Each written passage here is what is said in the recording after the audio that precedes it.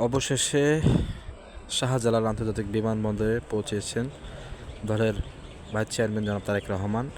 এই পথটি দিয়ে কিন্তু তারেক রহমান ৩০০ ফিট যাবেন এবং তাকে ঘিরে অর্থাৎ তারেক রহমানের নিরাপত্তাকে ঘিরে যে প্রশাসনের কঠোর অবস্থান সেটি আপনাদেরকে দেখানোর চেষ্টা করব। এবং এই সড়কটি দিয়েই কিন্তু তারেক রহমান বের হবেন, আর কিছুক্ষণ পরে কিন্তু এই সড়কটি দিয়েই তারেক রহমান বের হবেন।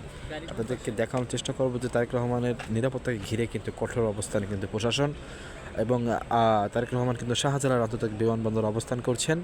আর কিছুক্ষণ পরে অর্থাৎ 4 থেকে 5 মিনিট পরেই কিন্তু তিনি এই স্থানটি দিয়ে অর্থাৎ এই সড়কটি দিয়ে কিন্তু তিনি বের হবেন। দেখানোর চেষ্টা করব তারেক রহমানের নিরাপত্তাকে ঘিরে কিন্তু কঠোর প্রশাসন অবস্থান করছেন। মনে মনে কিন্তু সেনাবাহিনী, র্যাব, আনসারবাহিনী থেকে শুরু করে সবাই অবস্থান করছেন। এবং আর কিছুক্ষণ পরে 5 মিনিট পরেই কিন্তু এই সড়কটি দিয়ে কিন্তু 300 ফিটে অর্থাৎ সংবর্ধনা অনুষ্ঠানে জনসমুদ্রের মুখে তিনি ভাষণ রাখবেন এবং তারপরে তিনি তার মাকে দেখার জন্য এভারকেয়ার হসপিটালে চলে যাবেন। দর্শক, দেখানোর চেষ্টা করব প্রশাসনের কঠোর অবস্থান, সেটি আপনাদেরকে দেখানোর চেষ্টা করব। দর্শক, নানা জল্পনা কল্পনা অবসান ঘটিয়ে শাহজালাল আন্তর্জাতিক বিমানবন্দরে অবস্থান করছেন দলের বিএনপির ভাইস চেয়ারম্যান জনাব তারেক রহমান। এবং তারেক রহমানকে ঘিরে প্রশাসনের যে কঠোর অবস্থান সেটি আপনাদেরকে দেখানোর চেষ্টা করব।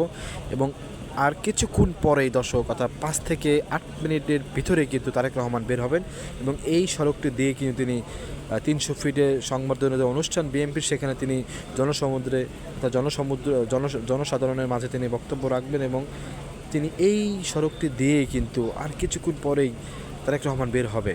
17 বছর পরে যে তারেক রহমানের দেশে ফেরা, সেই দেশে ফেরাকে নিয়ে কিন্তু লাখো জনতার কিন্তু আমরা দেখতে পাচ্ছি সমাগম অর্থাৎ 300 ফিটে। এবং তারেক রহমান এই সড়কটি দিয়ে কিন্তু বের হবে এবং তারেক রহমান নিরাপত্তা ঘিরে কিন্তু প্রশাসনের কঠোর অবস্থান।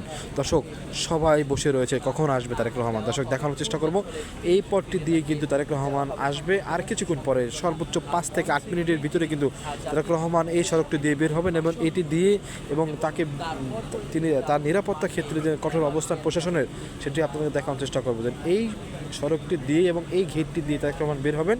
এরপরে তিনি জনসাধারণের মুখে বক্তব্য রাখবেন 300 ফিটে। এরপর তারপর তার মাকে দেখার জন্য তিনি এভারকেয়ার হসপিটালে চলে যাবেন।